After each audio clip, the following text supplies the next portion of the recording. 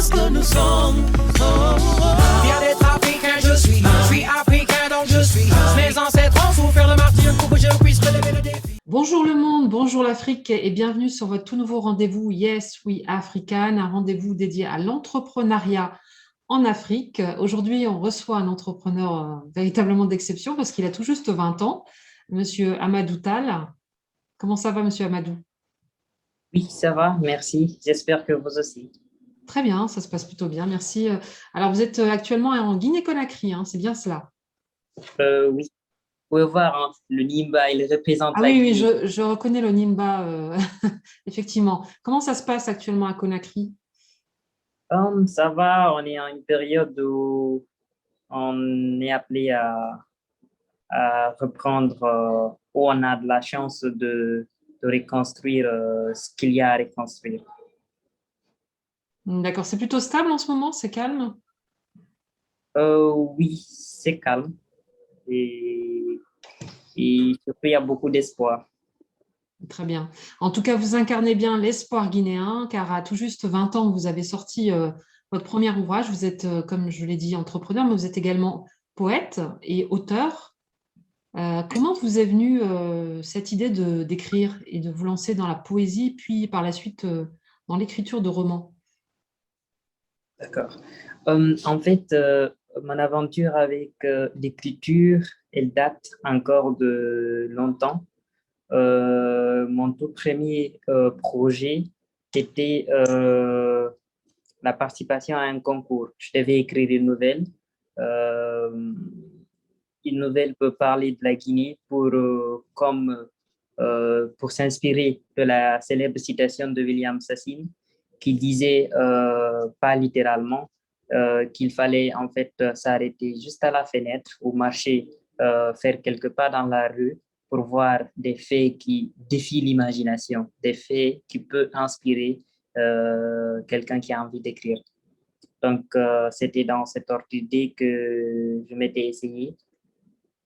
Mais je n'avais pas encore, il me manquait beaucoup, point de vue vocabulaire, point de vue culture générale. Donc, mon texte ne répondait pas aux critères même du concours, mais ça m'a permis quand même de faire des efforts. Et donc, avec la Vous avez dû poésie, passer des concours pour vous lancer dans l'écriture?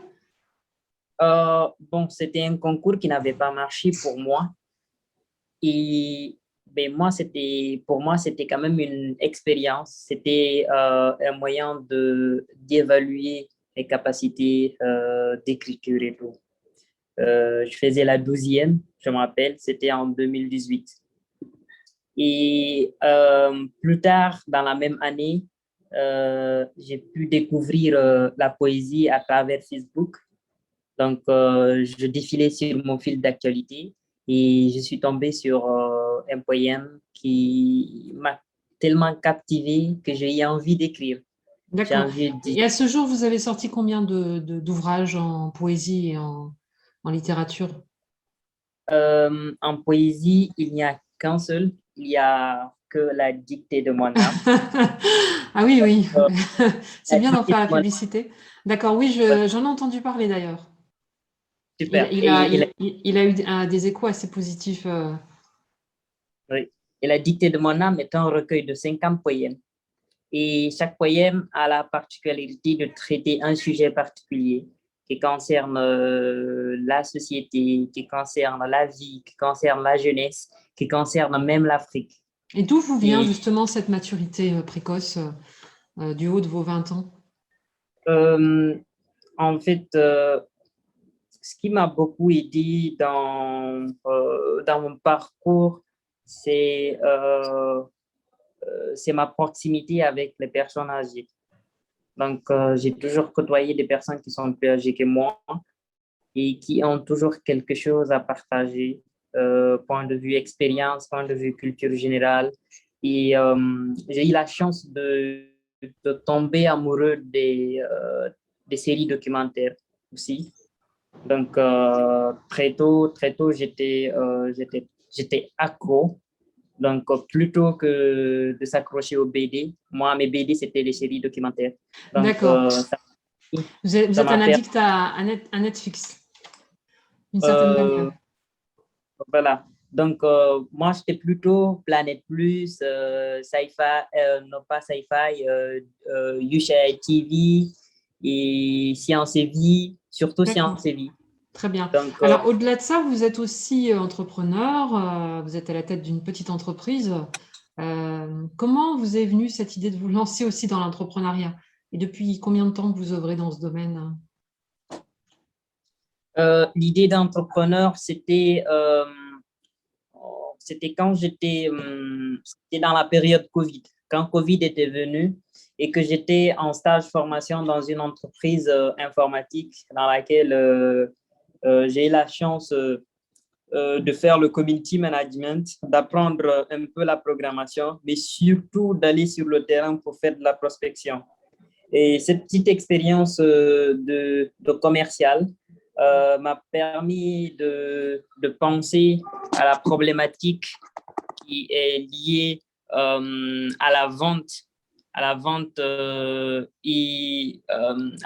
en période de pandémie de COVID-19.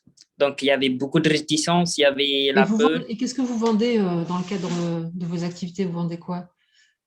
Et en fait, j'ai commencé à vendre les produits et les services des entreprises qui avaient besoin de vendre, mais qui se confrontaient au problème de la pandémie. Les clients avaient peur de partir pour acheter ce qu'ils veulent acheter. Donc, je faisais l'intermédiaire entre ces clients qui ont besoin d'un produit particulier et qui ne savent pas où trouver, et ces entrepreneurs qui ont besoin de vendre leurs produits, mais qui ne voient pas les clients venir. D'accord, donc vous étiez un intermédiaire de commerce. Vous assuriez Euh, également la livraison des produits. oui, D'accord. Vous œuvriez sur c'était quel canal? Le canal digital ou bien le canal ordinaire? euh, j'étais à fond sur le digital, mais je faisais plus du networking selling, si ça peut se dire. Je vendais dans mon réseau, c'est-à-dire que des personnes que j'ai rencontrées dans les événements, des personnes que j'ai connues sur Internet et qui font partie de mon carnet d'adresses, j'essaie de les vendre directement les produits de mes potentiels, en fait, de mes partenaires. D'accord. Du haut de vos 20 ans, quel conseil donneriez-vous à un jeune qui souhaite se lancer dans l'entrepreneuriat? J'aimerais dire aux jeunes comme moi de privilégier l'information. Surtout, un entrepreneur, c'est celui qui sait apprendre, celui qui sait identifier les compétences qu'il a besoin et qui vont le permettre de réussir dans l'activité dans laquelle il veut se lancer. Donc, il faut déjà identifier les compétences, il faut déjà identifier les informations qu'il faut chercher et avoir les informations avant d'être à fond dans la chose. Très bien. Bah, écoutez, Monsieur Tal, je pense que vous avez tout dit, hein. L'information et la formation, les deux piliers d'un entrepreneur de talent tel que vous êtes. Quel message auriez-vous à faire passer à la jeunesse africaine qui nous écoute? Le message, il est simple. L'Afrique, c'est l'avenir du monde. L'Afrique, c'est le continent qui a plus de potentiel. L'Afrique, je dirais que c'est l'enfant favori de Dieu. Donc, il faudrait que les Africains faudrait que les Africains se dotent des capacités, qu'ils se donnent les moyens de profiter de ces potentialités, de profiter de ce que nous avons comme ressources. Ressources humaines, ressources minières. Voilà, merci, vous avez tout dit, Monsieur Tal. Merci. Et puis, je vous souhaite un bon vent en Guinée-Conakry. Merci beaucoup. C'était un plaisir. Africain, et fier de ce que nous sommes. Fier d'être africain, je suis africain, donc je suis mes ancêtres.